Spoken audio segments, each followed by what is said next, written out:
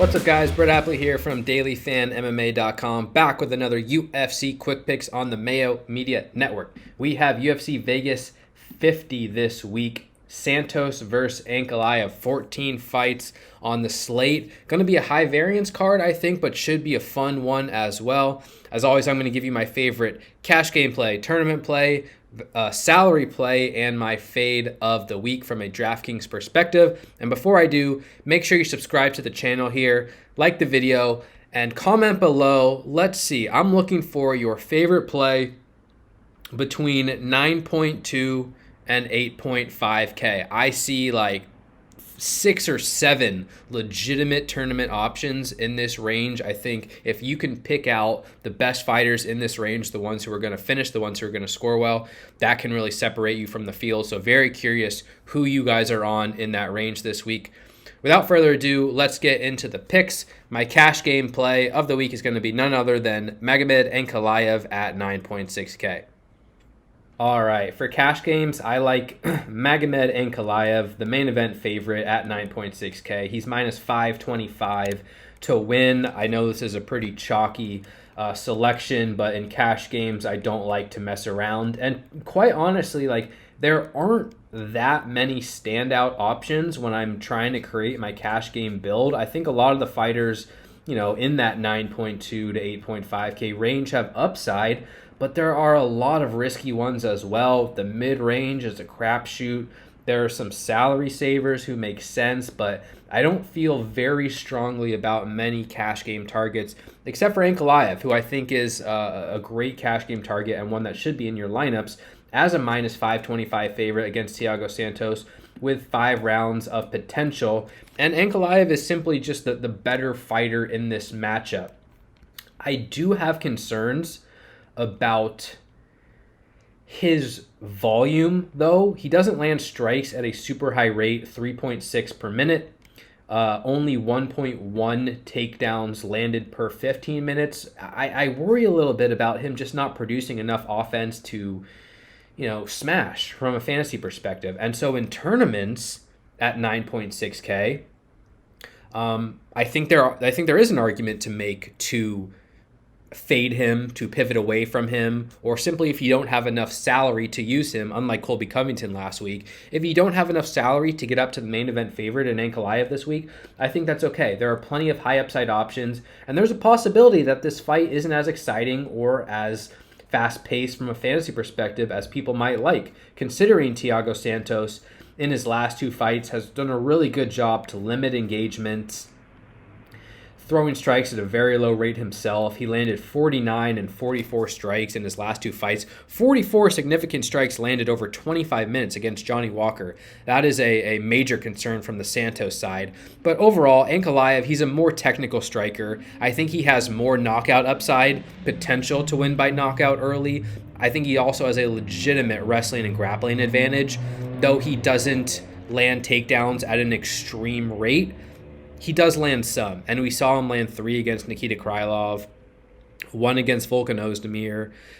He lands them sporadically, and Santos defends takedowns at 66%, but is somewhat weak on the ground, not a great scrambler. So over the course of 25 minutes, I think Ankalaev, from a cash game perspective, is going to land enough strikes, is going to grapple enough to pay off the price, and most importantly, win, which is what I care about most on DraftKings this week in cash games. And as far as his finishing potential, he does have a high ceiling as well. Plus 120 to win inside the distance. Maybe it doesn't come in the first couple minutes, but I still think he could earn a knockdown. I think he could win on the ground inside the distance as well. There are just a lot of different outcomes for this fight, but in cash, I'm looking for safety, which Ankalaev has in his money line. He has some safety in his finishing line as well, plus some grappling equity, which gives him a relatively high floor and ceiling over 25 minutes. It's going to make Ankalaev my cash game play of the week at 9.6K.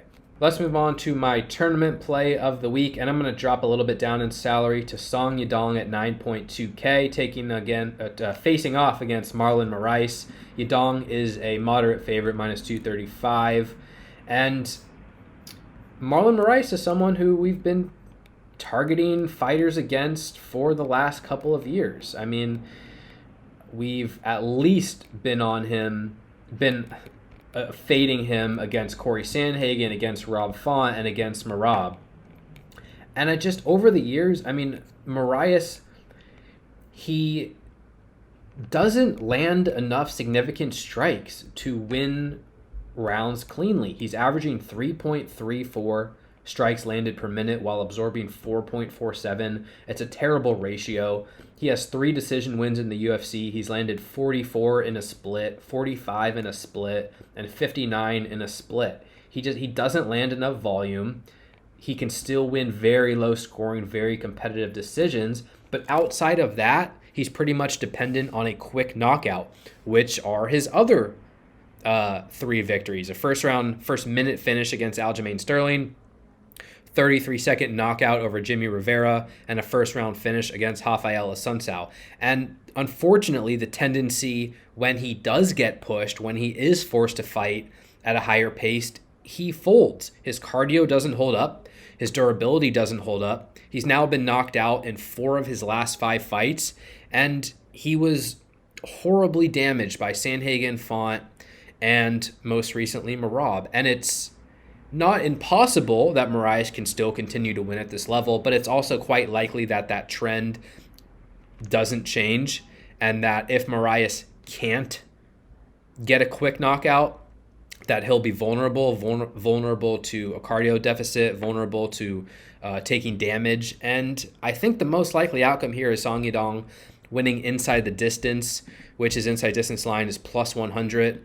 Yadong's coming off a second round knockout win over Julio Arce, and he looks pretty good. I mean, he averages 4.88 significant strikes landed per minute, a lot of power in his hands. A couple recent decisions in which he won, he landed 101 significant strikes against Marlon Vera, 116 significant strikes against Casey Kenny. Maybe he doesn't land 100 against Vera, but he at least has more volume upside than Marlon Moraes. I mean, those numbers are 2 times the amount that Moraes has ever landed in the UFC. And so over 15 minutes, I feel pretty comfortable that Yadong can land at a higher pace.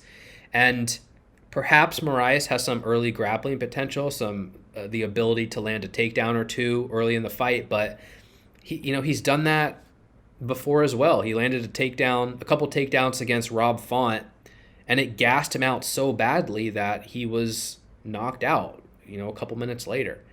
And so I don't even know if landing a takedown really benefits him against Yadong. And Yadong's been very durable throughout his UFC career, where Moraes just hasn't. And in his recent fights, he's taken more and more damage, and he's getting knocked out easier and easier, in my opinion. And so from a fantasy perspective, Yadong at 9.2K, is he a lock? Absolutely not. Are there other fighters in this range that you can use as well? I think so, just like Drew Dober or Alex Pereira, for example. But at 9.2K, I really think Yadong has knockout potential, whether it's in the first or the second or the third round. His cardio is better here. His durability is better. And if he can just survive the first few minutes, I think a win is quite likely and a finish is quite likely. Again, plus 100 inside the distance is a pretty good number. I think Song Yadong has plenty of upside from a fantasy perspective, and he will be my tournament play of the week at 9.2K. Moving on to my salary play of the week, I'm going to give out Cody Brundage at 7.9K. And this is, I want to clarify that this is like, not necessarily a shot in the dark, but like he is just one underdog of many, many underdogs who are live, in my opinion. And I don't necessarily think he's a fantastic play compared to the likes of a Damon Jackson or a whoever, fighters who are much cheaper. So it's not that I'm going to be extremely heavy on Brundage. He's just someone that I want to talk about. At 7.9K, I do think he has potential to win this fight, and I do think he should win this fight against Dalcha Lungiambula. Brundage is the underdog at, at plus 110, and he's 0-1 in the UFC. But his loss came to Nick Maximov, who is a very high-level, very aggressive volume grappler. And Lungiambula is a fighter who I am looking to fade from like a macro perspective because I don't think he has a good enough skill set to continue to win fights at this level. He has some judo in his game and he can like hip toss you to the ground, but his ability to control fighters on the mat is really poor. And his striking is also really, really technically poor. Like he throws everything with 100% power, but he will overextend himself to the point that he's like literally falling to the ground, swinging and missing on some of these strikes. And yeah, he could win by knockout, but it hasn't worked out that well for him in the UFC. He's landing 2.9 strikes per minute, absorbing 3.9 per minute. And so can he go out there and knock Cody Brundage out? Perhaps. And maybe he can win a competitive striking fight. I think that's very possible. But the reason why I like Brundage is because Dalcha has had a lot of success on the ground in the UFC. He took down Daquan Townsend 4 times. He took down Marcus Perez, and he took down Marc-Andre Barriault twice. His wrestling and grappling is not good. And Brundage actually can wrestle. Brundage, I think, came from a Division II wrestling background. Brundage, even on the Contender Series, he lost that fight, but he took William Knight down very, very quickly, took his back, landed a lot of ground and pound. He has a lot of submissions on his record, and he got out-wrestled by Nick Maximov. I would be very, very surprised if he gets out-wrestled by Dalcha in this fight. Like, maybe Dalcha can land a takedown, but I think very, very unlikely that Dalcha can, like, submit him or control him on the ground. And on the flip side, Brundage probably should be able to land takedowns here, and if he can, he might be able to dominate on the ground. I'm not totally sure, and it's a risky target for that reason. I mean, he's the underdog. People think he's going to lose, and there's no real track record of him like smashing, but I just think technically he's on another level than Dalcha as a wrestler, and I'm just kind of crossing my fingers that it comes to fruition. So from a fantasy perspective, I want some exposure to Brundage. I also will be spreading out my exposure below the 8K range. There's a lot of fighters that I do like, but Brundage is one that interests me. He doesn't rate out well on paper. He doesn't have a great inside distance line on paper.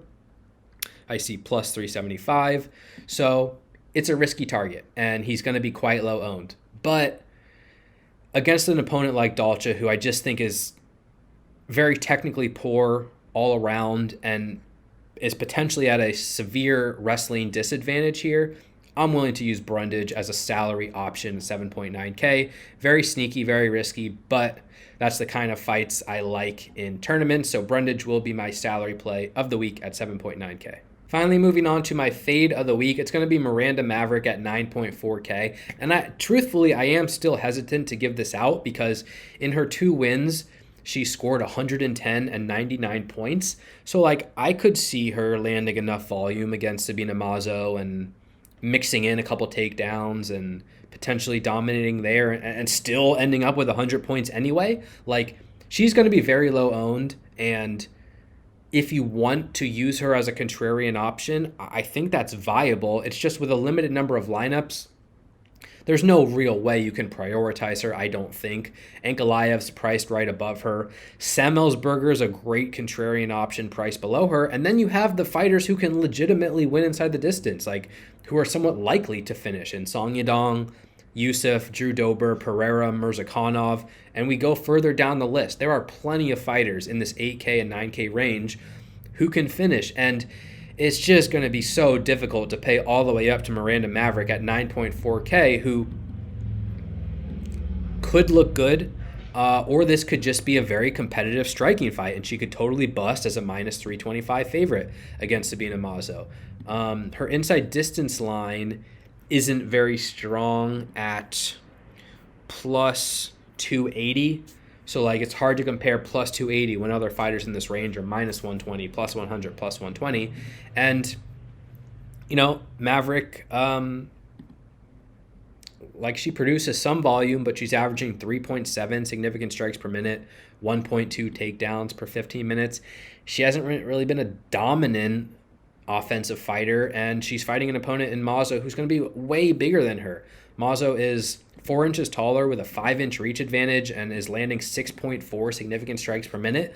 it's possible Maverick looks great, but it's also very, very possible that this is a competitive striking fight in which Mazo keeps kicking range, limits engagements, and forces a lower score than we'd want from Maverick at 9.4K. And on DraftKings, again, I just think it's too expensive of a price to pay up with any frequency. With a limited number of lineups, Maverick is going to be an essential fade for me on DraftKings this week. And before we get out of here, just a real quick bonus fight I wanted to talk about. I really like Drew Dober versus Terrence McKinney. And if you watched the show a couple weeks ago, you knew how high I was on Terrence McKinney in that spot. He was my salary play of the week, I'm pretty sure. And he won that fight by rear naked choke in the first round. It was a perfect outcome. And I talked about how McKinney's the type of fighter who I normally fade because all of his wins come very quickly in fights. And when he extends into round 2 and round 3, he's looked tired and he's been finished.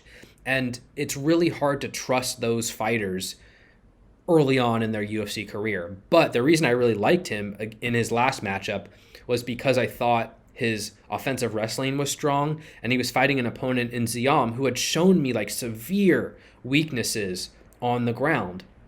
Fortunately, it worked out.